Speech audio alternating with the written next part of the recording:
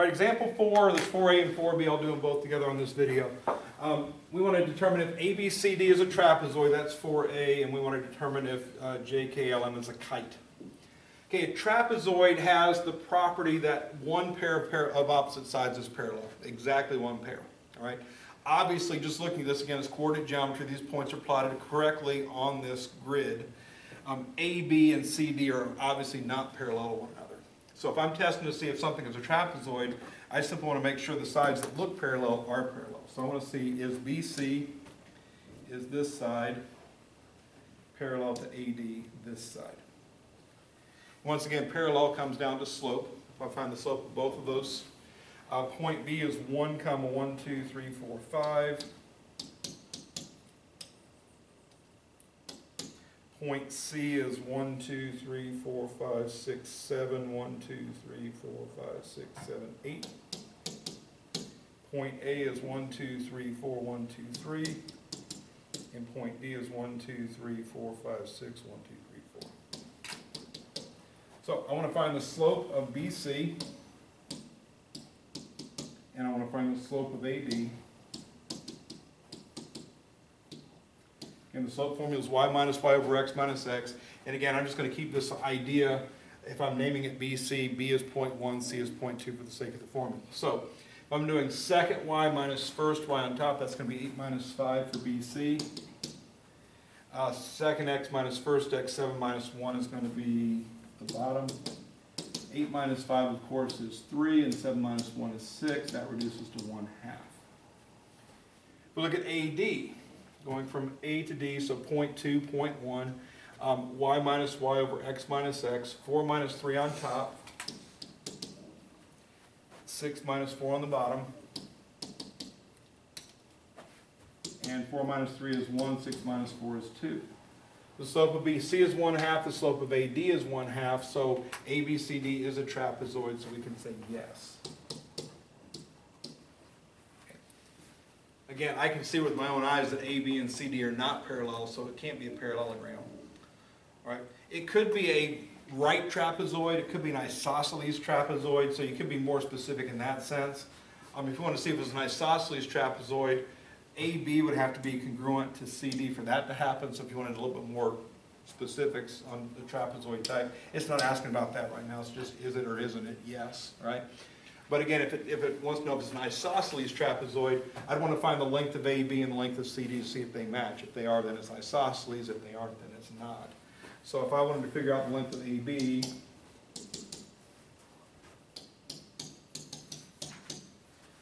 AB, so 1 to 4 is 3 spaces for the x's. From 5 to 3 is 2 spaces for the y's.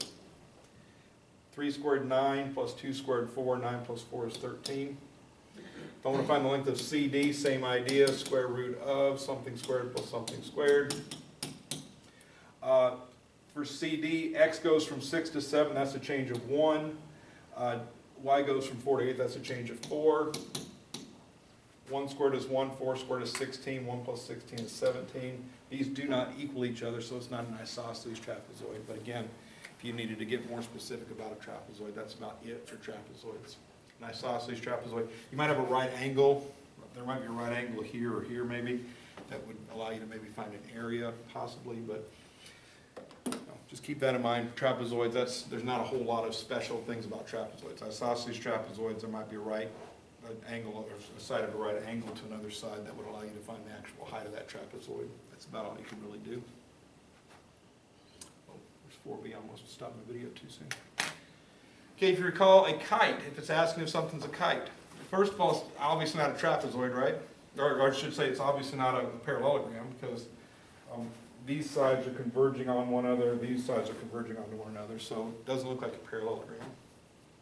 Maybe a trapezoid, I mean, maybe one of these pairs of sides is parallel, I don't know. But it's asking in particular for a kite. The property of a kite is that two pairs of consecutive sides are congruent. So those will be congruent to each other, and these will be congruent to each other. Right? If it's a kite, that's what would happen. Okay, we don't know if that's true, but that's what we're testing. So if we're trying to see if something's a kite, that's what we're looking for. Okay, it kind of looks like a kite, right? Imagine flying a kite up in the windy sky. So First off, I want to bring this to your attention. Look at MJ. MJ is not slanted. So if I want to find the length of MJ, it's 1, 2, 3, 4, 5. Okay?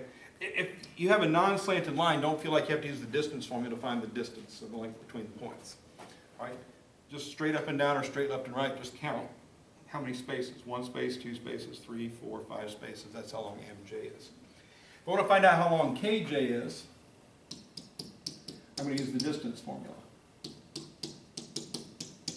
Again, I want to identify the coordinates of each of these points. Point K is 0, 1, 2, 3, 4, 5. Point L is 1, 1, 2, 3, 4, 5, 6, 7, 8. Point M is 1, 2, 3, 4, 1, 2, 3, 4, 5, 6, 7. And this is 2, 2. I passed on the way to M. All right. So there's my 4 points, identified coordinates of each of the points. If I'm trying to find KJ, that's this piece here, from X to X. Oh, this should be 4. Yeah, I should fix me when I'm wrong. 4, 2, 4, 7. I might have said 4, but I wrote down 2. Sorry. 4, 2, 4, 7, those are those 2 points. So if I'm at point K going to point J, I'm going from 0 to 4 on X, that's a change of 4. I'm going from 5 to 2, that's a change of 3.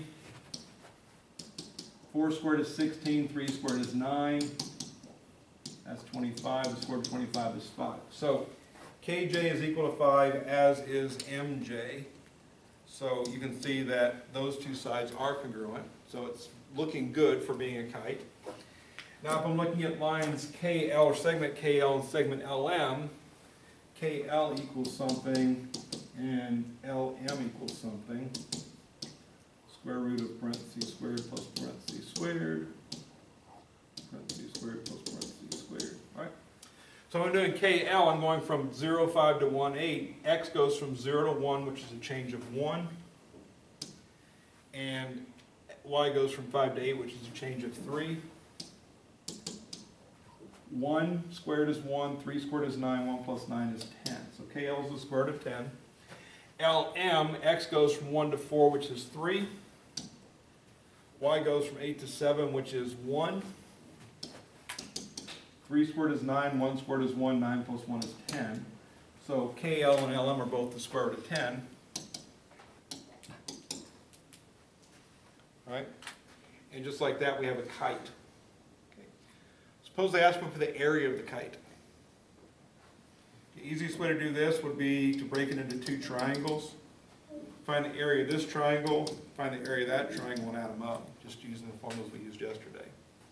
Again, if you have a right angle, use the base times height over 2. If you don't have a right angle, just use that 1/2 times the matrix formula to get the area. All areas should be positive. For some reason that formula seems to want to get negatives all the time. So anyway, so just keep that in mind. But anyway, kite and trapezoid. Kite, consecutive sides congruent. Trapezoid, 1 pair of opposite sides parallel. So other than that, they should be some sort of a parallelogram or a specialized parallelogram, rectangle, square, or rhombus.